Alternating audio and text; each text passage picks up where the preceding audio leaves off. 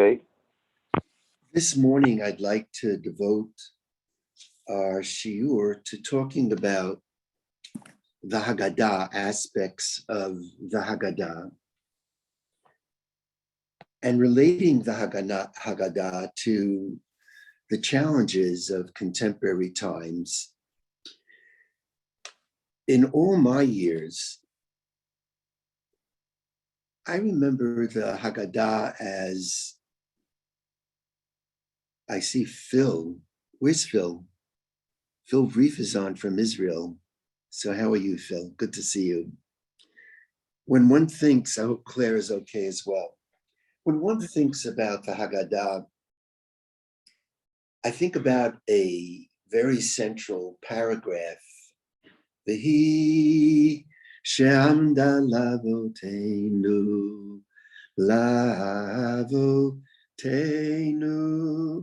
velanu shelo echad bilvad amad aleinu lechalotenu. And we sing it out as we lift the cup. And we say, in every generation, there are those who have risen up with the goal of destroying us. B'chol dover da, omdim aleinu lechalotenu. And somehow we've overcome. And that's not changed, because as we know, Israel, and I want to focus on Israel, Israel is facing threats, the Iranian threat, what's happening in Yehuda and Shomron. Recently, the murder of Ilan Ganelis. I mentioned last week that we were blessed with another great-grandson, Ariella and Ezra's second son. And they named him Ilan after Ilan Ganelis. And there are terrorists, and the pain of seeing outlets like the New York Times that I haven't read in 25 years. And it's not that I don't miss the Times. I do miss the Times. There are aspects of the Times that are very attractive, but I can't read a paper that compares the IDF to terrorists. It's not good for my peace of mind. And we face terrorism, and we face Hamas all around. It used to be that we were surrounded by Syria and Lebanon and Egypt and Jordan. And now we're surrounded by their representatives. In the south, it's Hamas. Up north, it's Hezbollah. To the east, it's Al-Qaeda.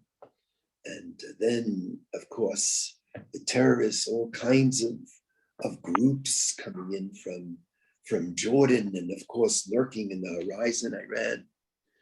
So that paragraph is more true than ever. But I don't remember a V'hi she'amda when we would be saying something like, do you know what our greatest challenge is? Our internal strife. We have no peace within ourselves. And so just as a suggestion that as we sit down at the Seder and we're about ready to lift the cup and say the Kiddush, how should we begin? All beginnings are very, very important. And a humble suggestion. In the morning, before the Shacharit service, there is a custom which was, I believe, introduced by the Ari, like the mystical Ari, but it's even part of the halachic jargon, the levush. He suggested that when we start to pray, we should say these words: Harei ani mekabel alai et mitzvat haborei v'ahavta l'reacha kamocha. Behold, I accept upon myself the commandment of God to love my neighbor, and specifically for our purposes, to love my fellow Jew. Most people understand v'ahavta l'reacha as specifically relating to the Jewish community. Of course, there's avat habriot, love of humankind, but there's a special love of the inner family of our people. I accept upon myself the commandment to love my sisters and my brothers, all of Am Yisrael. The very term Am, people, if we were to vocalize the ayin instead of a patach, but with a chirik, the Am is in. The very word Am, that's the power of the Hebrew language, can also be vocalized and sounded, vowelized in, with. We are with each other. We need each other. Harei ani mekabel alai et mitzvat haborei v'ahavta l'reacha kamocha. And I've been so moved by this that sometimes back, I wrote a little nigun to it, which we'll be sending out, and I hope you'll find it of meaning. But maybe we should start this campaign. I don't mean this as a kumbaya, but at least to set a certain standard, a certain framework, a platform. What is our platform? V'ahavta l'reacha kamocha. One would imagine, by the way, that if we're talking about any ahava, we should talk about v'ahavta et Hashem Elokecha. We should say we love God. But it's been suggested, maybe the best way we can show our love of God is if we, God's children, love each other. What does a parent want most from her or his children? Of course, we want health for our children. We want our children to be well, to live long lives. But if you were to ask me deeply what I want for my children, I want them to get along. I want them to love each other.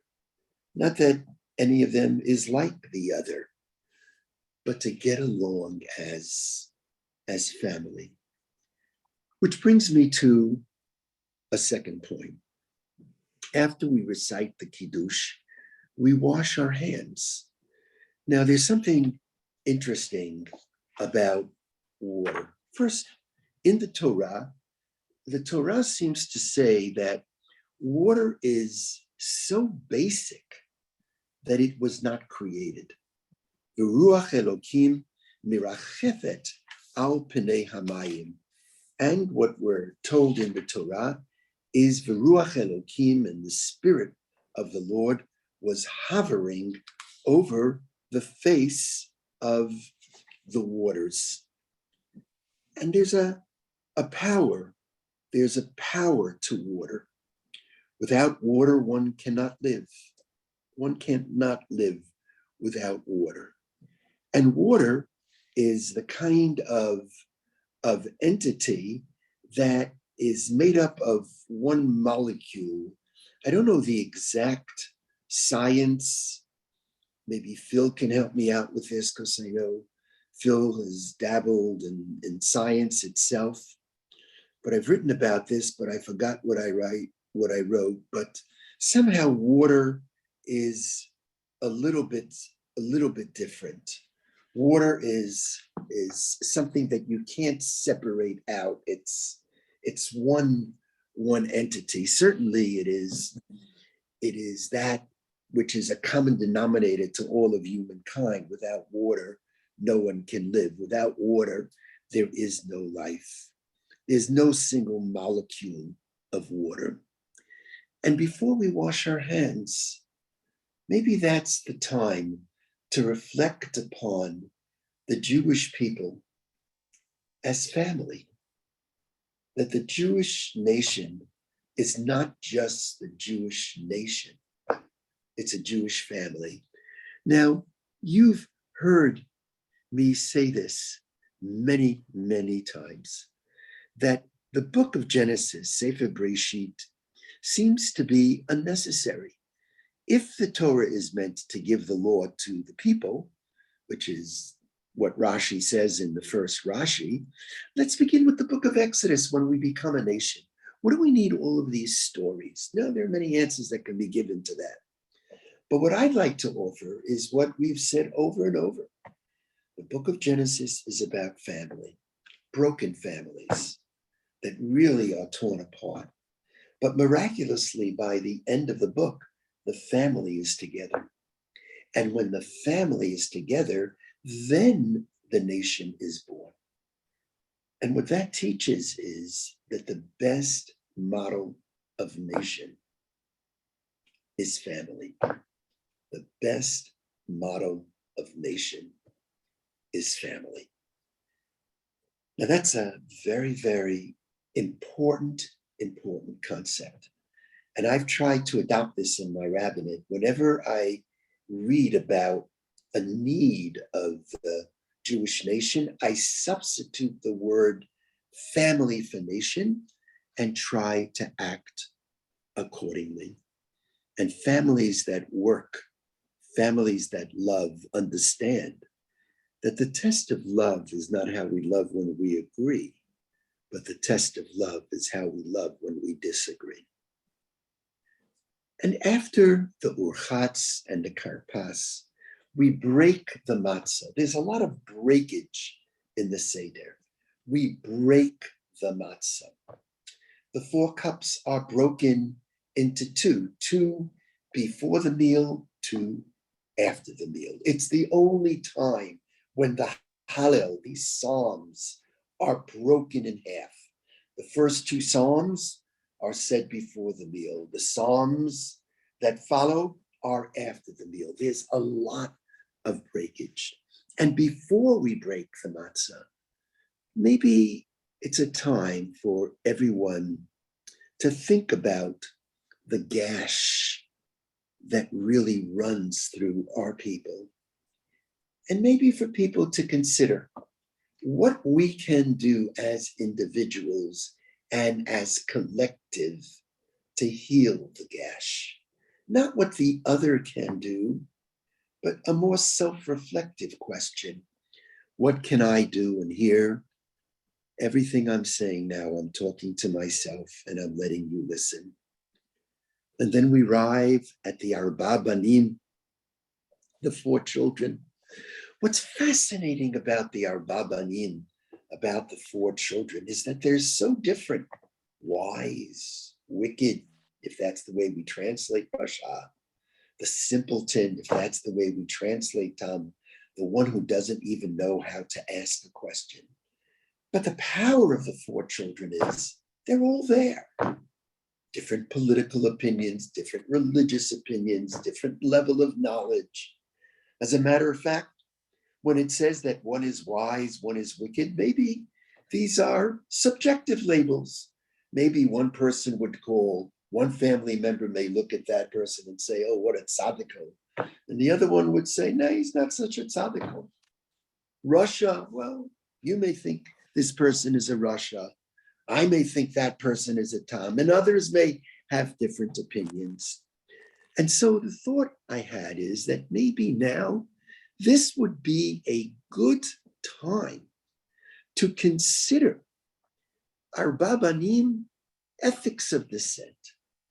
Up to this point, we've been talking about, oh, love thy neighbor as thyself. We're one family. How can we heal the breach? Because in fact, the reality is families don't mean that we agree on everything. But when we disagree, are there rules in the game? And Shuli, if you could find from the most recent piece we did, those bullet points. There's some bullet points here that I wanted to share with you, which I call ethics of dissent. I'll start with the top.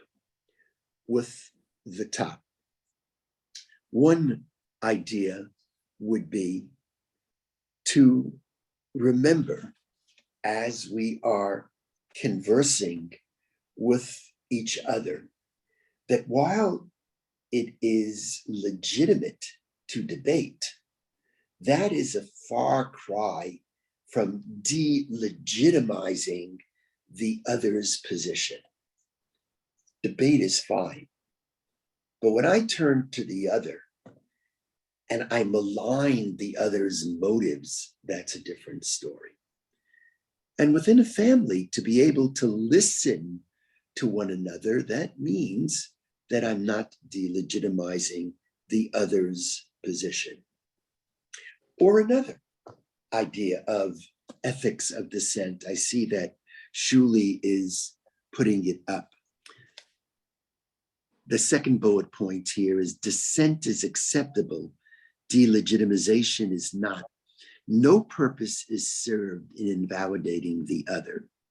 That top bullet point, language must be used with care.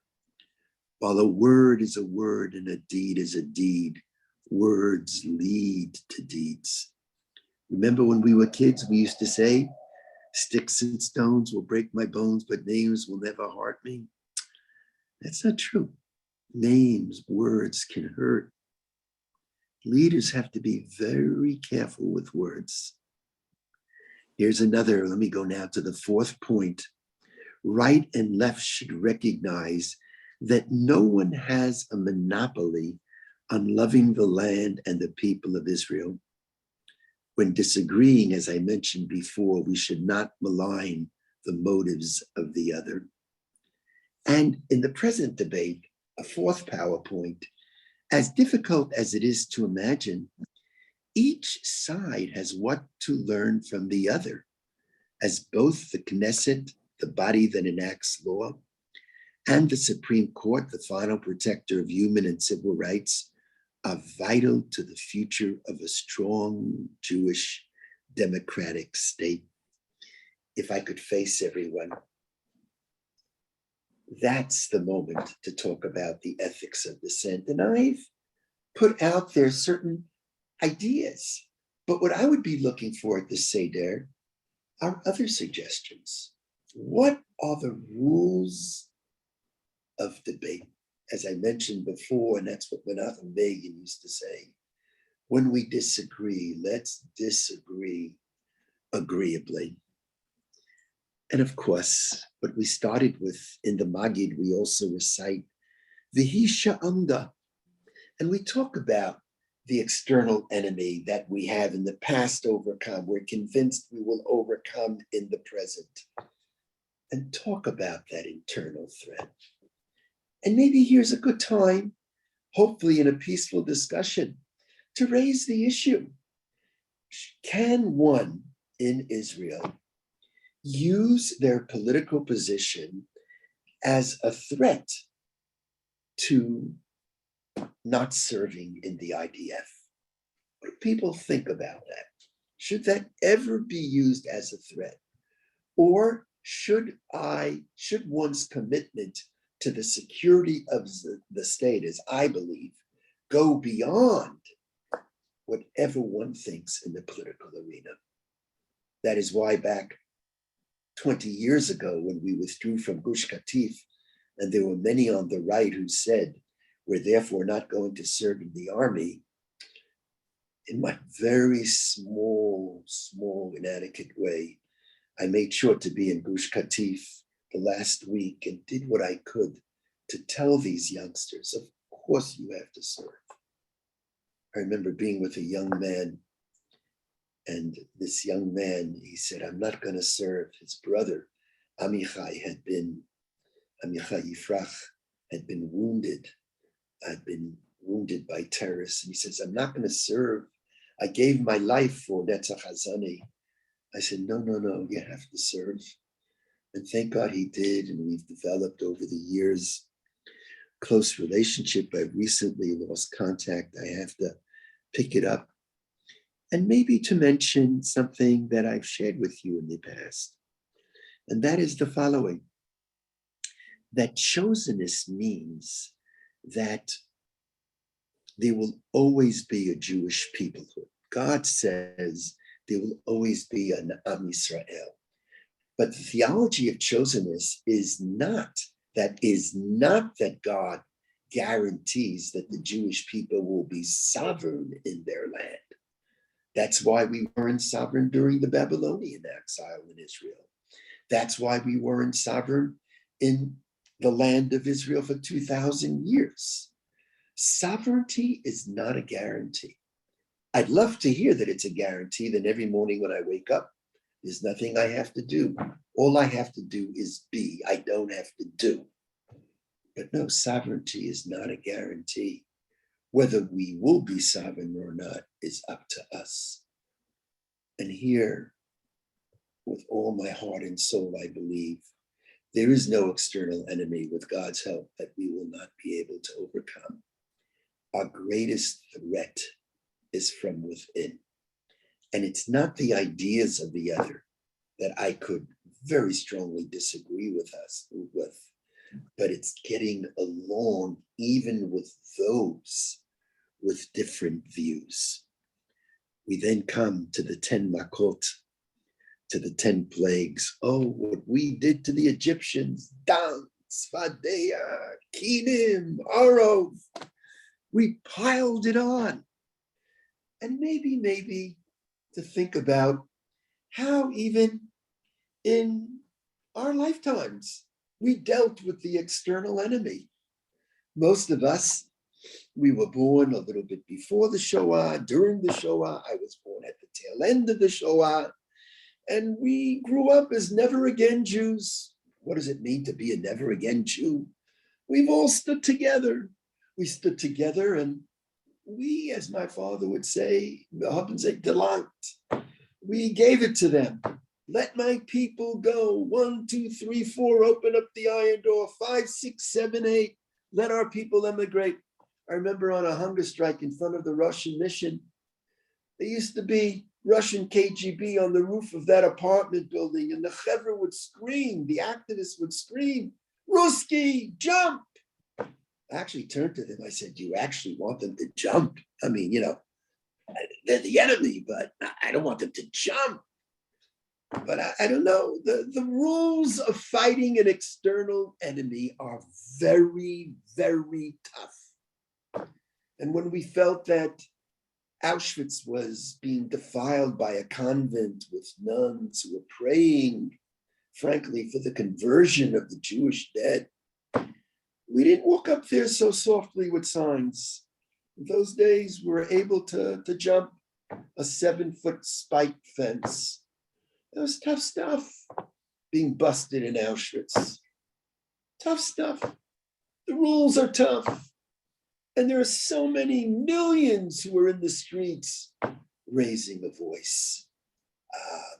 And if we can put this up, which we have written up in a most recent piece, when it comes to the internal protests, the rules are different, friends. For me, the rules are different. Even when we disagreed with those within the Jewish community, and we disagreed, the rules were different. We were much softer. It was within the framework of a sense of loyalty to a brother or a sister. They're brothers and sisters. As I said before, I don't mean this as a kumbaya. For me, this is central to my rabbinate, that we are our family. We are family. So the Yud Makot, that's the way we carry ourselves when we're fighting the outer enemy. But the inner internal strife, there I think our language and the rules must be different. And leaders have to be careful. I actually think the person who comes out best in all of this in Israel is Gantz. He was much more careful in his language.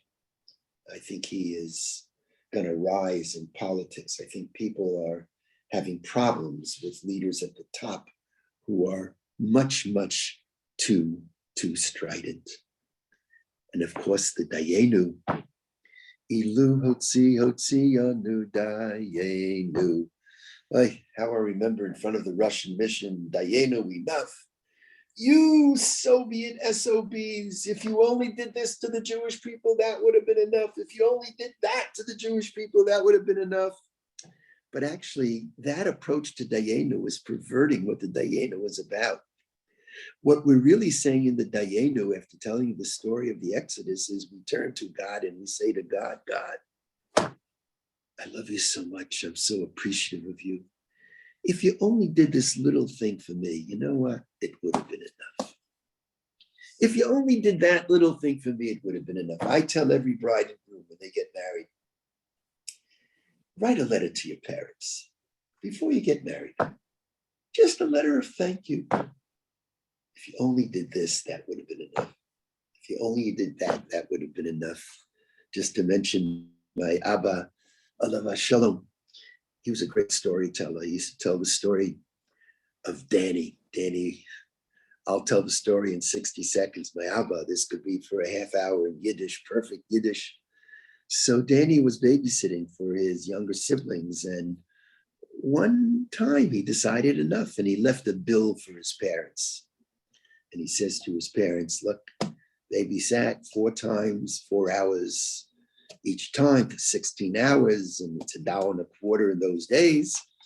Oh, you owe me $17.50. And according to the story, the parents come home, see the bill, and they take out 17 shiny silver dollars, not dollar bills, and they put it out with the 2 quarters, and they leave it, and then they write a note to Danny. Dear Danny, as you can see, you sent us a bill. You pay very quickly, but we also have a bill for you. And they start writing, for giving you food for the last 16 years, no charge. For offering you a roof over your head, no charge. For staying up with you at night when you've not been well, no charge. Big line, and what's the total cost? No charge. P.S. I can hear my father say, as you could see, we are not asking you for any money. We're just asking you to give us a little nachas from the kinder. Go in the right path, in your own way, but in the right path. Saying thank you. Thank you for the little things. And even in the midst of all that's going on, Dayenu, friends, that's what Dayenu is. And at the 75th anniversary of the establishment of the state, maybe go around the room relative to Israel. And what are we saying? Oh God, thank you. If we only established the state and were able to defend ourselves with Spitfire type of airplanes, that would have been enough. Oh God, if we were only able, as we were being attacked on all sides in 67, to ward off the enemy, Dayenu. And in the Yom Kippur War, when on the 4th day of the war, who knows why the Syrians didn't cut through the Galil and why the Egyptians didn't come right into Beersheba. If that only happened, we lost 4,000 soldiers. But God, Dayenu, we're seeing a state of Israel that started with 600,000 Jews. Now it has 7 million Jews. We're seeing a state of Israel where there is more Torah being studied in Israel today than in any place, in any time, in all of Jewish history. We're seeing the boom of technology, of industry, of Israel is a very desirable place, the 4th happiest place in the country. We're living a dream. And we dare not forget, even as we face the conflict from within, Dayenu, God, to say those words we often forget to say to those who are closest. God, thank you, thank you, thank you. And after the meal, we open the door for Eliyahu, and we get off our hands, because if we want Elijah, who's going to be the harbinger of redemption to come. We have to open the door ourselves. But who is Elijah? Have I ever met Elijah in my lifetime? Have you ever met Elijah in your lifetime? Sometimes you never know. You never know who Elijah can be.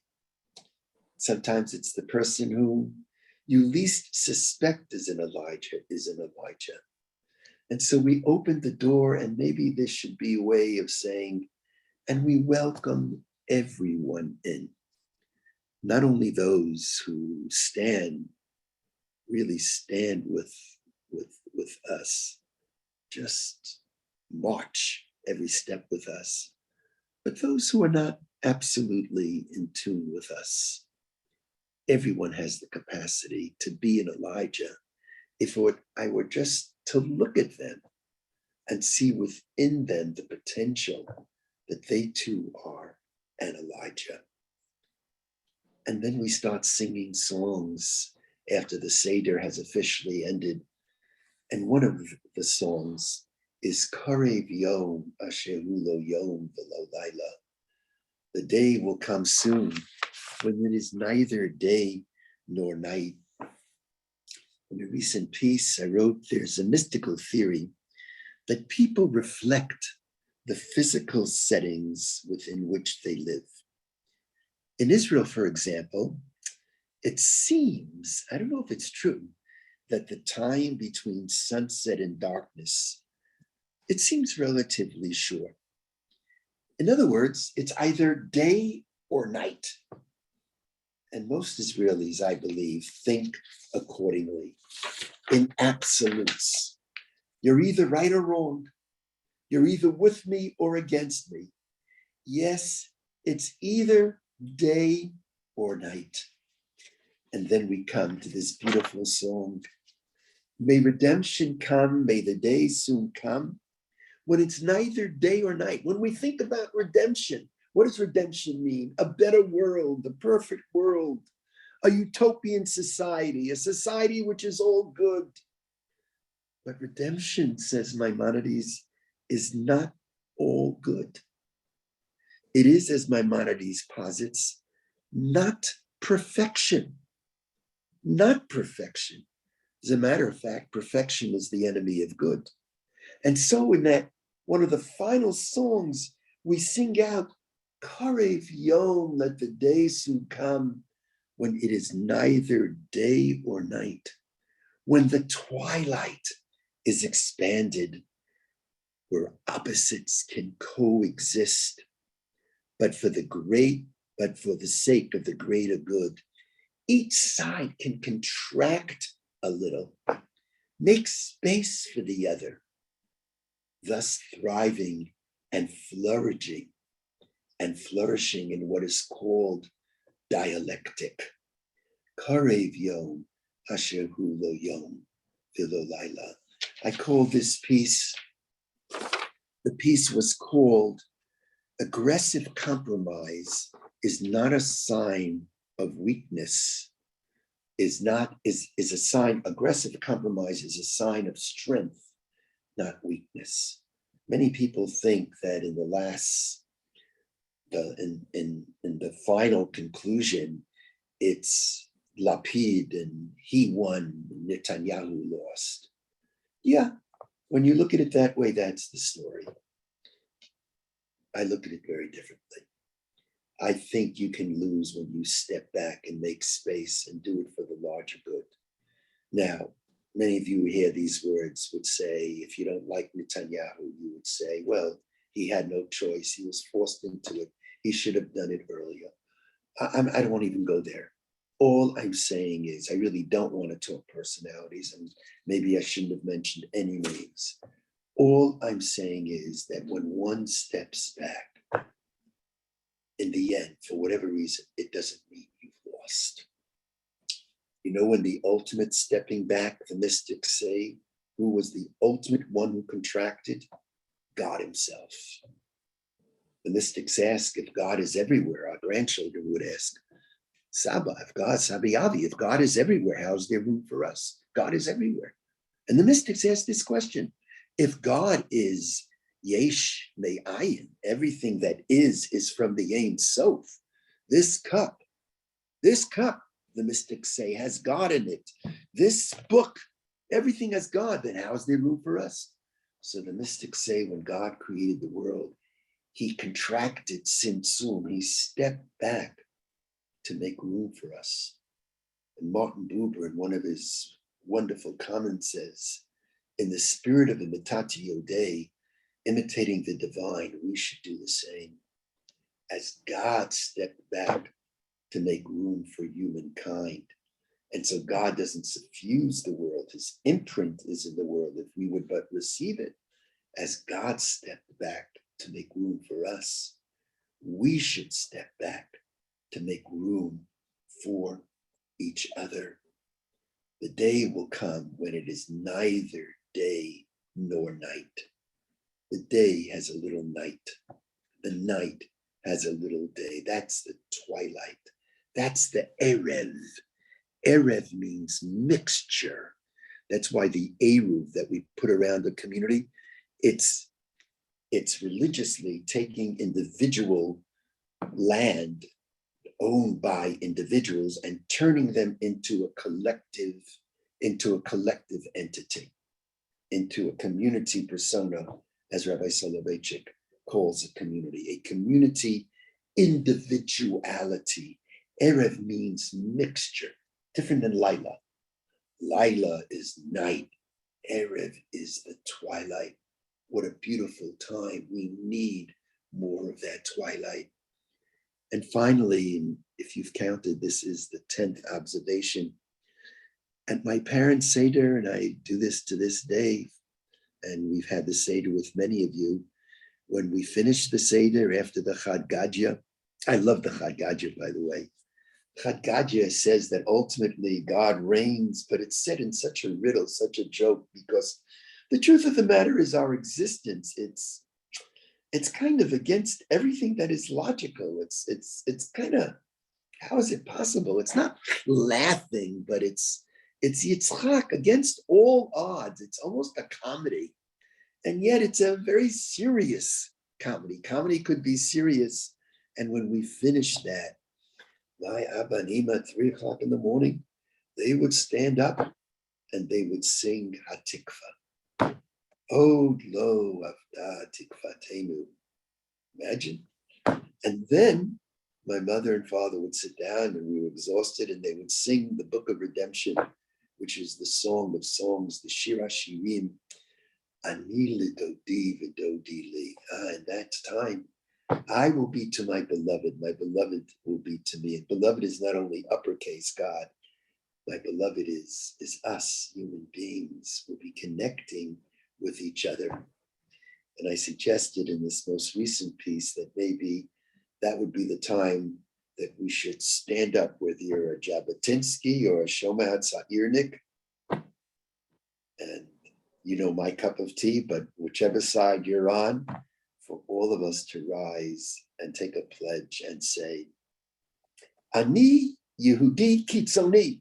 I am an extreme Jew, but I'm not an extreme I'm not on the extreme to the right, nor am I an extreme on the left. I am an extreme Jew when it comes to Ahavat Yisrael, loving of my sister and loving of my brother. That's where I am an extremist. You know, there used to be a joke in the Orthodox community that every week there was a new chumrah, a new stringency. And it actually was in the days of a telephone where you dial something, you could dial what was called the chumrah of the week, the stringency of the week, something about Shabbos, something about kashrut. I think there should be one chumrah, one stringency where we should be unbending, unyielding. And that is, we should all be machmir, we should all be stringent in Ahavat Yisrael, in loving our sister Jew, in loving our brother Jew. Ani kitzoni, I am to the extreme when it comes to Ahavat Yisrael. This for me, is the foundation of my rabbinate, of beginning and ending the Seder and saying, oh God, Harei ani mekabel alai et mitzvat v'yahavta l'reacha Kamocha, loving my sister and brother like myself. Let me take your thoughts and your comments on some of these humble observations. I want to say something. Can I say something? Yes. Yes. I figured out since Abraham, Abraham, since that time, basically Abraham, we've only had 25. We only less than 25% of our land was ours. In order for we should have had a better percentage of our land. And without the pogroms, I always said, without the pogroms and the crusades and the Holocaust, we would have had at least 3 or 4 billion people, not 8 million. I vowed when I was after the Holocaust, I was 6 years old. We only had 8 million people left, 8 million people, Jews. Now we have close to 40 million. I don't know, even the 8 at least 40 million. So because the people that survived the Holocaust had children. We got to around 40 million. I think we have 40 million. I don't care whether they think they're Jews or not. There's 40 million Jews. At least I think there's 40 million. So you multiply it by 5. I did my job. I lived long enough to see that there was. After all, I'm older than Israel. I'm 8 years older than Israel. But we keep on going. Israel should have. It should have been at least 50, 60%, 70% of people should have been land should have been there. Not since Abraham's time, we only had held the land maybe less than 20% of the time. That's not right. We should have had more than that. I don't care how bad or good we were. We should have at least 20%. Small land. We should have at least 20% of our time. 20% of our time should have been at least 50% of the time. Should not 20%. Less than 20% of the time we own the land. Even the Hasmoneans, and now how many is that? 239 years. That's not enough. We lost 2,000 years for nothing. That was not right. I don't think that was right. I'm sorry.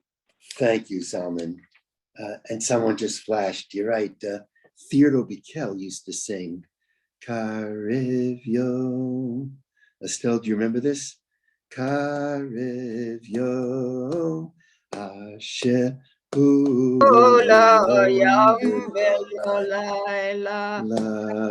that's Tehillah. Ram Hoda, Hoda, Kilechayom, Gam Lecha. Shomrim Hafked Le'ircha, Gam Hayom, Gam Halayla. Anyone else aside from my Zalman? Rabbi, I see Phil's hand up. And I want to hear Tova, of course. And Estelle and everyone. Phil, let me hear. Yeah, hi. Can you hear me? Very well. Good. So I was in Israel just before Gush Katif was emptied. And I went to a demonstration. And everybody should know I'm a Orthodox, non-observant Jew. So I went to this demonstration against going out of Gush Katif.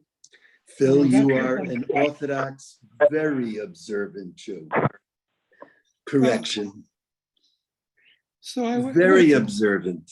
Went to the demonstration. I should come to the soles of your feet, my Phil. Nonsense. You're an unbelievable person. No. So I went to the demonstration in Gush Katif, and I got off the bus, and I went into Gush Katif, and I said, where's the demonstration? And they said, well, the men are praying on this side of town, and the women are praying on that side of town. So I said, demonstration. You're being thrown out of your homes, and this is all you could do. So I went to the demonstration, and they were crying, praying and crying. Yeah. They were evicted. The soldiers were crying, who are evicted? Evicted. Those were Jews. That's the way Jews should behave to one another. The soldiers didn't want to hurt the Jews they were evicting. And another thing I would say on modern Israel. Today, it was revealed that at Tel Aviv University, they have made a robot. The robot is a human cell that they control in the human body. And they can have this human cell take medicines exactly where they want it. And they can have this human cell attack another cell that they want. Unbelievable. Yes, Phil. And it's said very beautifully. And there's been a lot of comparisons to what happened in Gush Katif. And I do want to say that what I presented today is not, these are just thoughts. And I use the word humble a few times. I mean it that way. It's meant for discussion. This is one small rabbi's view. And there are many who would disagree, and that's fine. But it's meant for discussion. I do think, and here I have no statistical evidence, but my sense is that there's a real breach taking place in Israel between, I think this is clear, the religious and those who are not religious, even though I don't like the term not religious at all. For me, if you're in Sahal, you're more religious, then that's the holiest thing one can do. And I think there may be a split between Jews who go back to European origin and Jews of color, of Eastern Arab, coming from Arab countries. And my hope is that through what's been so painful, I know that I and many of you couldn't sleep through the nights. Maybe through all this, the Tanakh says, from bitterness comes sweetness. Maybe from this challenge, maybe they're coming in front of the president of Israel. Maybe something positive can happen. Maybe this is the moment for a constitution. Maybe this is the moment to recognize there has to be, on both ends, there has to be a give. There has to be reform, and there has to be on both sides. That's my prayer. That's my hope. I sometimes think that there was never a great person in a vacuum. All great people emerged from a challenge. Every single one. Go back to Abraham Lincoln, could be the greatest president. He became great because he was responding to a challenge. Theodore Herzl was Theodore Herzl, not in a vacuum. He was responding to our statelessness. Martin Luther King was responding to the deprivation of equal rights to his Black brothers and sisters. Natan Sharansky is one of the greatest. Yosef Mendelevich. They were responding to what the Soviets were doing to our people and then throwing them into the gulag. Where did look, one can argue, please spare me the tsaris, and I don't have to be so great. But given that fate that there are tsaras, that's when the greats emerge. That's when either some vanish and the others step up and they make the whole difference. And I hope and pray that from this great challenge, what do they say, not to make this too trite, that from lemons come lemonade. I pray that something positive will come out of this. And with all my heart and soul, I believe that that will be the case. I'm very optimistic. I'm full of hope because Israel is Israel. And we're not going to make the same mistake of our past. Rabbi? Yes. I see Isaac Geld's hand, but before Isaac starts, let me see. Is there anyone else who wants to comment who I haven't seen their hand? Yes, I'm Robert, calling in. I'd like to say something afterwards too, Judy. Okay, so Isaac and then Judy Stieglitz. For And then now. we'll stop. Okay. I just quickly wanted to say, Rabbi, this is why you are our rabbi. You're the rabbi of love and tolerance, and your tone and your voice. There's such an ahavas Yisrael that it almost makes me cry. You know, I have to share a quick story. The first time I was in Israel, I came across two Jews physically fighting like they do in the movie with fists. I was unused to seeing that. I saw Jews fighting in the yeshiva, like you put somebody in a wrestling hole, but never really punching. And I said, Jews, how can you be fighting with each other? I was sort of naive about it.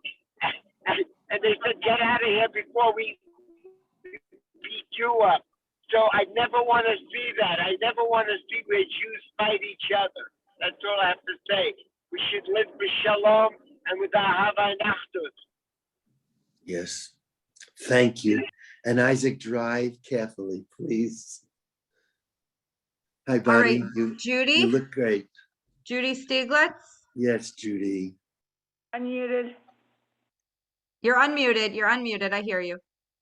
First of all, I want, like last week, to say a dedication for the refuah shlema of my two friends. Now it's also her sister who's in need of refuah shlema.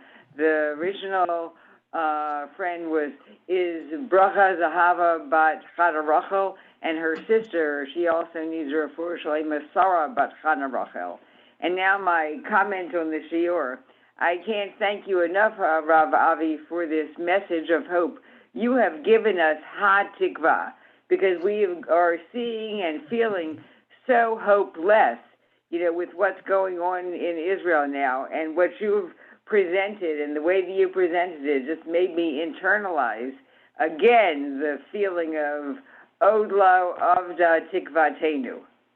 We should not lose faith of our hope. We should not lose hope. We should always have ha tikva.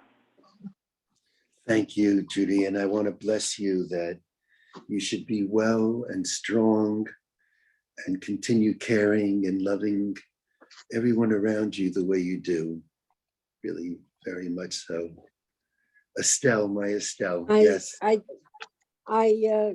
find it very difficult to say, because whatever you say is, on something like this, I really have nothing to say. My kids are coming in for Passover, which is kind of nice.